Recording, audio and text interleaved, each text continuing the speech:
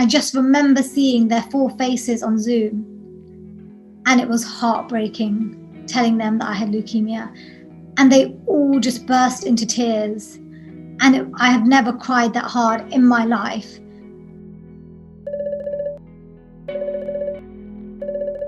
My name is Bansri Dhokia.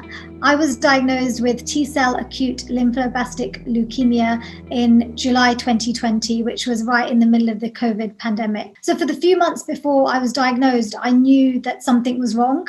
I didn't know what it was, but I was repeatedly going to the doctors. I'm quite an energetic person, but I found it really hard to concentrate at work, and it was just fatigue like I had never experienced before.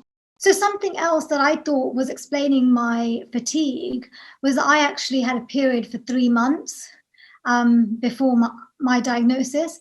And so because of how much I was bleeding, I thought that the tiredness was due to my low iron levels at the time. And I mean, having a period for a week or 2 weeks can be draining enough, but having it for 3 months non-stop just made me really, really tired, and it was also really difficult to deal with. And that's why I was repeatedly going back to my GP to ask why this was happening. It was really, really depressing because at such a young age, you don't expect to experience breathlessness. But I would get breathless really easy from just walking up the stairs, going for a short walk, or doing an exercise, which normally I could do for half an hour to 1 hour. And I was just getting really out of breath, and I needed to constantly sit down and have water breaks.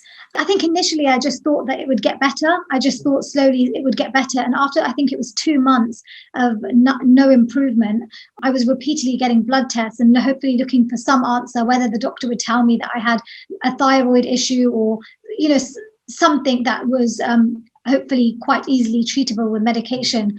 What was amazing is that I had 4 blood tests all within a month, and they all came back clear.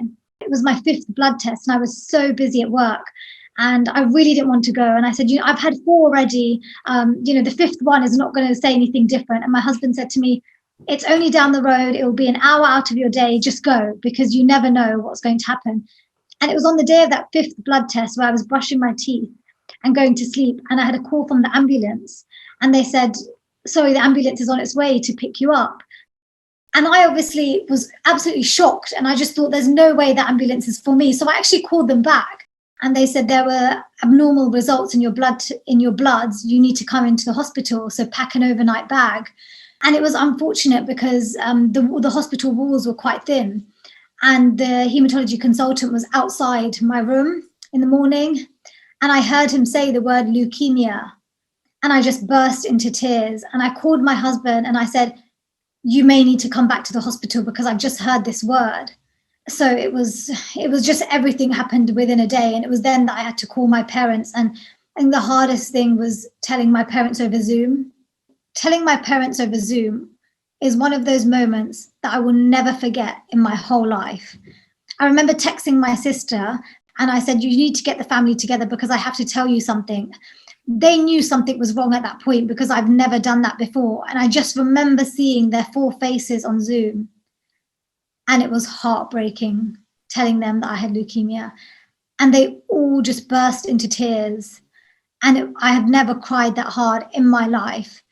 And it was, until this day, I think it was the hardest thing I've ever had to do, is break the news to them. And I knew from that moment, the next time they saw me, I would be a completely different person.